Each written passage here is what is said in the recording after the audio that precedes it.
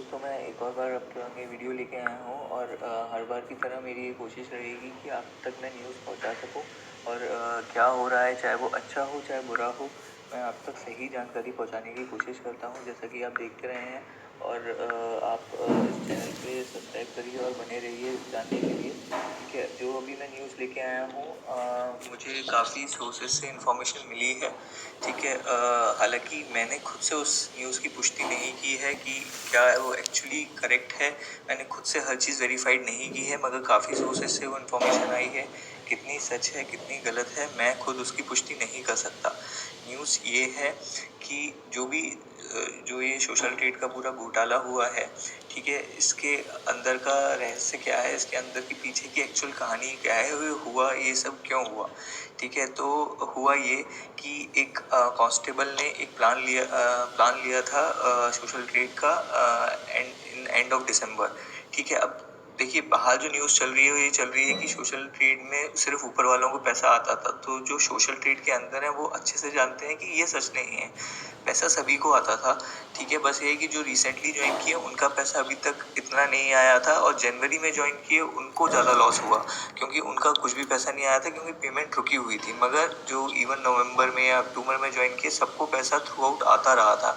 ठीक है, तो ये न्यूज़ गलत है। ठीक है, तो जिस मैं बंदे की बता रहा था उसने दिसंबर एंड में ज्वाइन किया।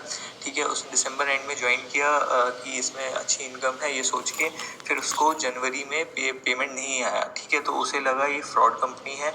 उसने सोशल ट्रेड के ऑफिस में जाके धमकी दी कि मुझे पेमेंट नहीं मिलेगा तो मैं इसकी एफआईआर दर्ज कराऊंगा और ये सब बंद करवा दूंगा।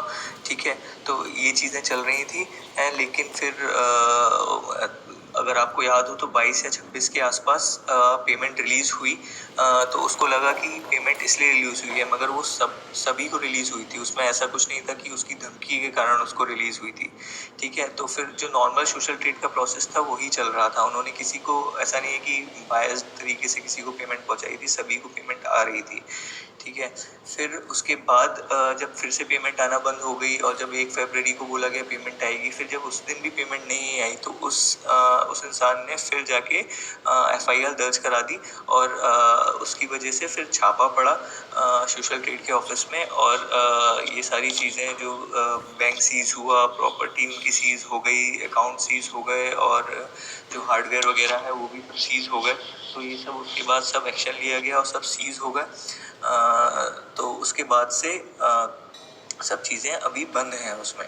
ठीक है, तो ये है। अब ये बात सही है कि जनवरी में पेमेंट नहीं आई थी, इस वजह से काफ़ी लोग पैनिक हुए थे, मगर वो डिले चल रहा था, उससे पहले पेमेंट आता था।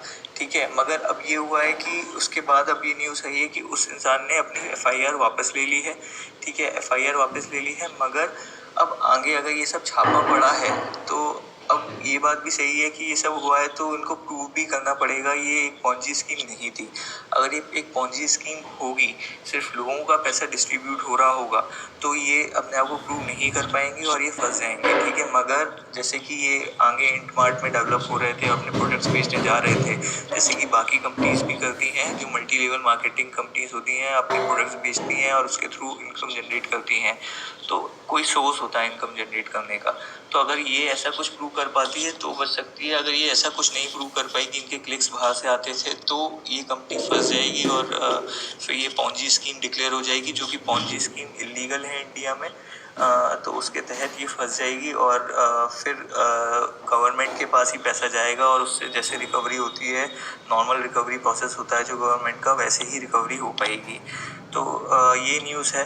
अब देखिए आगे होता क्या है, मगर यही न्यूज़ आई है। बाकी इस न्यूज़ की ये न्यूज़ कितनी सत्य है ये मैं नहीं कह सकता। मुझे ये न्यूज़ कुछ सोर्सेज से आई है, कितना सच है मैंने खुद से पता